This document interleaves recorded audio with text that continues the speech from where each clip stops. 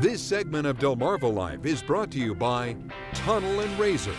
Well, most of you know there's enough work to be done around the house to keep you busy for more than a few hours, maybe even a couple of days. At my house, a couple of weeks. And while it may be all right to skip things like weeding the garden or mowing the grass, other things should be taken care of right away. Things like a cracked sidewalk, because should somebody injure themselves or maybe somebody else gets injured, you could be held accountable.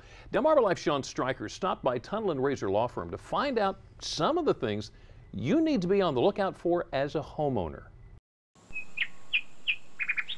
With the purchase of a home comes a lot of responsibility. And if you should choose to neglect some of those responsibilities, like making sure your sidewalk is in good condition, you could be at fault if someone should get injured.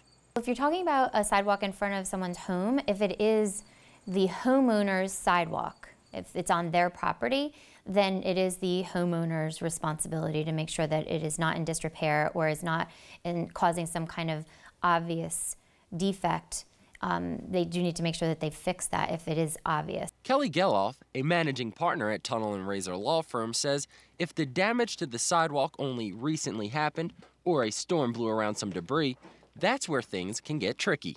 Well, in Delaware, premises liability is pretty difficult to prove, and in a situation as you've just described with regard to a stick or a branch or something just falling and being on your walkway and causing injury to somebody, that probably is a situation where it really wasn't grossly negligent or in some way the homeowner being at fault for not taking care of it because it had just happened. If that branch should fall and land on your neighbor's house or car, Kelly says you could be at fault. If you have a tree that looks like it's dying, you know it's dead, you just haven't gotten around to fixing it, which we've heard of many times, and that big branch falls off from your property and falls on a car or falls on the roof of your neighbor, for example, and that was under your own control because it was on your property, then that is typically the responsibility of the homeowner whose tree it was. Insurance companies are going to send out people pretty quickly to try to assess the situation and see,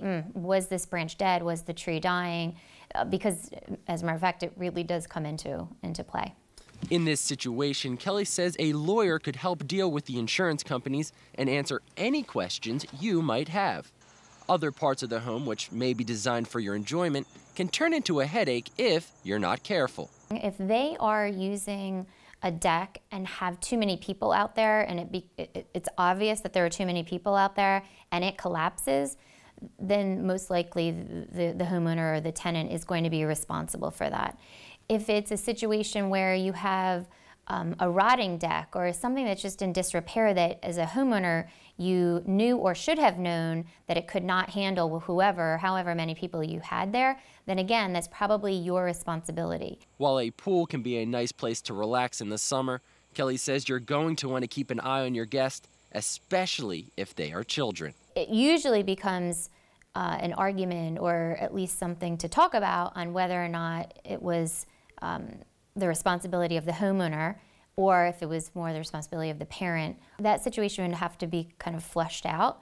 What oftentimes happens is if the homeowner was supposed to have the supervision of the child and was not doing a good job, therefore you could say you were negligent or grossly negligent because you were supposed to be responsible for that child, then that's an argument in favor of the person that suffered the loss. And when you start to think about all of the things that can go wrong at your home, it can start to become a little overwhelming. That's why Kelly suggests frequent home inspections. I think the best advice to give is to just do every other month or some kind of an assessment of your property just to make sure that it's not in disrepair.